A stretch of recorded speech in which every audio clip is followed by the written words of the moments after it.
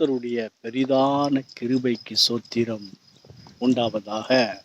இப்போ பாருங்க, இந்த எலெக்ஷன் வர்றதுனால ஊருக்குள்ள எல்லா கிராமங்களிலும் எல்லா மாநிலங்களிலும் வட்ட மாவட்டங்களிலும் வந்து எல்லா உலகம் ஃபுல்லாக பொதுவாக வந்து உலகத்தில் ஒவ்வொரு இடத்துலையும் எலெக்ஷன் நடக்கும்.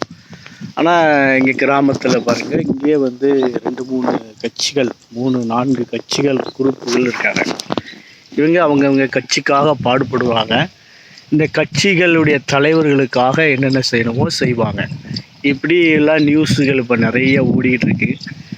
இதனால் ஜனங்களுக்கு என்ன நன்மை என்றால், இப்போ வந்து அந்த மாதிரி ஆயிட்டு அரசியல் தலைவர்களுக்காக பாடுபட்டு அதில் வந்து பணம் கிடைக்கிறது, இந்த மாதிரி சொகுசு வாழ்க்கை கிடைக்கும்போது அந்த மாதிரி ஆக்கிட்டாங்க. இதை ஏன் சொல்கிறேன்னா, பழைய ஏற்பாட்டு காலத்தில் பாருங்க, ஒரு உலகத்தை ஆளக்கூடியவங்க யாராக இருக்கும்னா வந்து உலகத்தை ஆளக்கூடியவங்க யாருன்னா அபிஷேகம் பெற்ற தீர்க்கதரிசி, வந்து நியாயாதிபதிகள், தேவனுடைய பிள்ளைகள், இப்படி ஒரு ஆலயம் இருக்கும். அங்கே ஒரு தீர்க்கதரிசி இருப்பாங்க. அவங்க தான் வந்து ஆளுகை செய்வாங்க. அரசியல்வாதியே யாருமே கிடையாது. அவங்களுக்கு கீழே ஜனங்கள் இருப்பாங்க. அவங்க வந்து நீதி நியாயமாக இருந்து ஒருமுகப்படுத்தி ஜனங்களை கலவரம் இல்லாமல் கொள்ளைகள் எல்லாம் இருந்தால் தண்டனை கொடுத்து நல்லா நடத்தி கொண்டு இருந்தாங்க. அப்போ ஒரு சமாதானம், ஒரு சந்தோஷம் அப்படி இருந்துச்சு. அந்த நேரத்தில் பாருங்கள், அது வந்து அதில் என்ன மிஸ்டேக் நடந்துச்சுன்னா, பழைய ஏற்பாட்டு காலத்தில் ஏலி என்கின்ற தேவ மனிதன் இருந்தான்.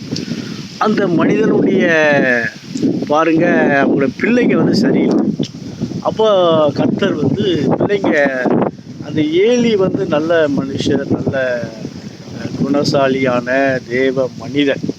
அவர் நீதி நியாயமாக ஜனங்களை வழிநடத்தி உலகத்தை அமைதிப்படுத்தி ஒருமுகப்படுத்தி நல்லா போயிட்டு இருந்துச்சுங்க. ஆனால் பிள்ளைங்க வந்து பாருங்க வந்து நீதி நியாயம் செய்யலை. அதனால ஏலிக்கிட்ட கர்த்தர் பேசலை. அங்கே வளர்ந்து வருகிற வாக்குத்தத்தத்தின் பிள்ளையாகிய சாமுவேல் என்கின்ற சிறு பையன்ல இருந்து அங்கே வளர்ந்து வந்துக்கிட்டு இருந்தாங்க. அவங்க அம்மா வந்து ஆலயத்துக்கென்று குழந்தை இல்லாமல் பிறந்து ஆலயத்தில் வளர்ந்து வந்த பிள்ளைகிட்ட வந்து கர்த்தர் பேசுகிறாரு. ஏலிக்கு அப்புறம் ஏலியோட மகன்கள் சரியில்லாதனால அப்போ வந்து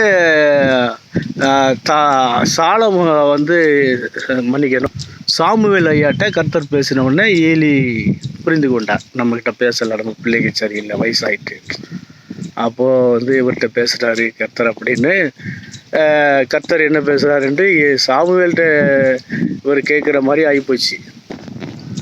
அப்படி அமைதியான வழியில் போயிட்டு இருக்கும்பொழுது சாமுவேல் ஐயா பாருங்க, அவருடைய பிள்ளைங்க சரியில்லை, அவங்க பிள்ளைங்க நீதி நியாயமாக வந்து இல்லை.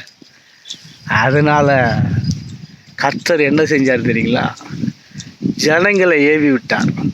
பிள்ளைங்க சரியில்லைன்னு சொல்லிட்டு கர்த்தர் வந்து எங்களுக்கு ஒரு ராஜாவை ஏற்படுத்த வேண்டும், அந்த ராஜா எங்களை ஆளுகை செய்ய வேண்டும், உங்கள் பிள்ளைங்க வந்து எங்களுக்கு நீதி நியாயம் செய்யலை, அதனால் ராஜாவை ஏற்படுத்த வேண்டும் என்று கோரிக்கை கொடுத்தாங்க. அப்போது சாமுவேல் சொல்கிறாரு, தீர்க்கதரிசிகள் இந்த உலகத்தில் ஆண்டா உலகம் அமைதி பெறும், ஆனால் ஒரு ராஜாவை ஏற்படுத்தினா அந்த ராஜா என்னென்ன செய்வார், அவருடைய குணம் என்ன ஆகும் என்பதை உங்களுக்கு சொல்கிறேன் என்று சொல்கிறார்.